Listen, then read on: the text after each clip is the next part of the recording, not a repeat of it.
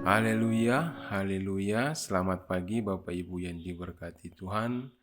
Kembali lagi pagi hari ini kita akan merenungkan firman Tuhan sejenak sebelum kita akan melakukan setiap kegiatan kita di sepanjang hari ini. Firman Tuhan saya ambil dalam kitab Injil Yohanes pasal yang pertama ayat yang ke-45 sampai dengan ayat yang ke-47. Demikian bunyi firman Tuhan dalam nama Yesus.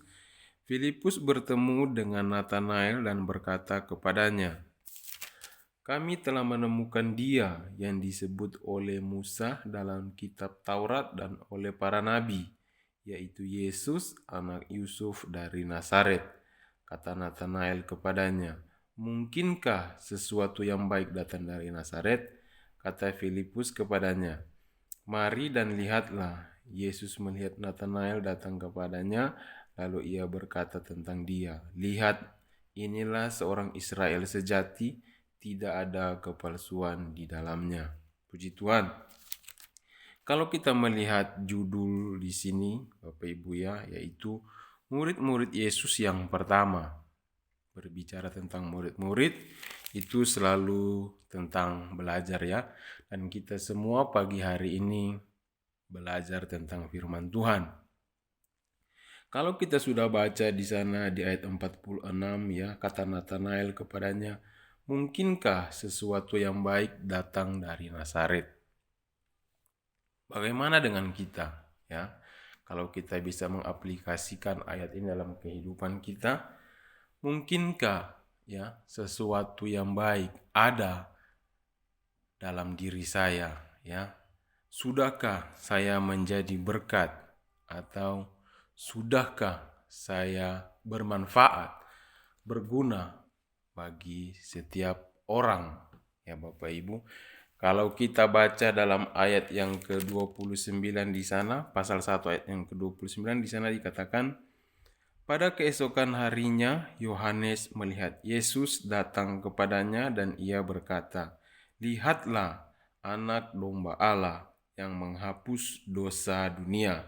Dalam pasal 1 juga ayat yang keempat dikatakan, "Dalam dia ada hidup dan hidup itu adalah terang manusia. Terang itu bercahaya di dalam kegelapan dan kegelapan itu tidak menguasainya." Artinya, adakah sesuatu yang baik dari Nazaret? Tentu ada, ya, yaitu Tuhan Yesus Kristus. Dia adalah penebus dosa umat manusia, penyelamat umat manusia. Dia itu adalah terang dan kegelapan tidak menaunginya. Bagaimana dengan kita ya? Firman Tuhan pagi hari ini saya beri judul berdampak, ya. Yang pastinya berdampak baik bagi sesama kita. Ketika kita sudah menjadi anak-anak Tuhan, orang-orang percaya kepada Yesus Kristus, kita harus menjadi berkat bagi orang lain, ya, menjadi saksi atau hidup yang berdampak kebaikan, ya. Dalam kitab Yohanes, masih dari Yohanes kita berbicara pasal yang pertama ayat yang ke-6 di sana dikatakan, "Datanglah seorang yang diutus Allah, namanya Yohanes. Ia datang sebagai saksi untuk memberi kesaksian tentang terang itu, supaya oleh dia semua orang menjadi percaya. Ia bukan terang itu, tetapi ia harus memberi kesaksian tentang terang itu. Terang yang sesungguhnya yang menerangi setiap orang sedang datang ke dalam dunia." Nah, Yohanes memberi kesaksian tentang terang, yaitu tentang Tuhan Yesus. Ya, kita juga bukan terang itu ya, kita bukan Tuhan Yesus, tapi kita adalah saksi. Ya, kita bersaksi tentang terang itu. Nah, bagaimana kita menyampaikan, bagaimana cara kita menyampaikan terang itu ya kepada umat-umat atau kepada sesama kita ya, yaitu hidup kita itu harus hidup sesuai dengan perkataan, ya. Hidup harus sesuai dengan perbuatan, ya. Jangan kita perkatakan kepada sesama kita, kamu harus bertobat, kamu harus berbuat baik. Sedangkan diri kita masih belum bertobat, ya.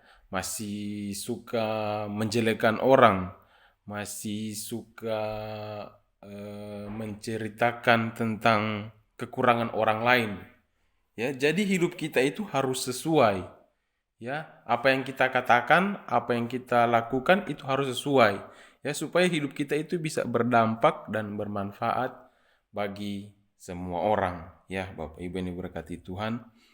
Kenapa kita harus berdampak? Ya, kenapa kita harus bermanfaat? Karena Tuhan ingin semua orang itu diselamatkan. Ya, Bapa ingin semua orang percaya, semua umat manusia percaya kepada anaknya yang tunggal, yaitu Yesus Kristus, supaya semua umat manusia tidak binasa, melainkan beroleh hidup yang kekal. Ya, seperti kita sudah tahu di Yohanes 3 ayat 16 di sana. Ya, saya tidak akan bacakan, tapi saya percaya kita sudah mengerti. Nah, inilah yang akan menjadi kesenangan Tuhan kita, ya, ketika kehidupan kita sudah menyenangkan Dia, ya, dengan kehidupan kita sehari-hari yang menjadi berkat bagi sesama kita. Memang nggak mudah Bapak Ibu, ya, untuk menjadi yang berdampak ini. Tapi memang kita harus percaya bahwa Tuhan selalu menyertai, ya, lewat kita. Firman-firman Tuhan itu sudah disampaikan. Jangan kita cuma jadi pendengar firman Tuhan yang setia. Setiap hari Minggu kita masuk gereja cuma mendengar firman Tuhan, tetapi kita juga harus menjadi dari firman Tuhan itu sendiri, Bapak Ibu, ya. Puji Tuhan. Nah, kita akan melakukan kegiatan kita di sepanjang hari ini, ya, akan melakukan pekerjaan, aktivitas kita. Biarlah kita menjadikan hidup kita ini bermanfaat, ya, atau berdampak bagi sekitar kita, ya. Orang percaya atau anak-anak Allah, hidup kita itu harus berdampak, harus memiliki karakter yang baik, yang tampak nyata dalam setiap perkataan dan perbuatan. Karena kita ada di tengah-tengah dunia ini adalah sebagai surat Kristus yang terbuka, ya, yang dapat dibaca dan dilihat semua orang.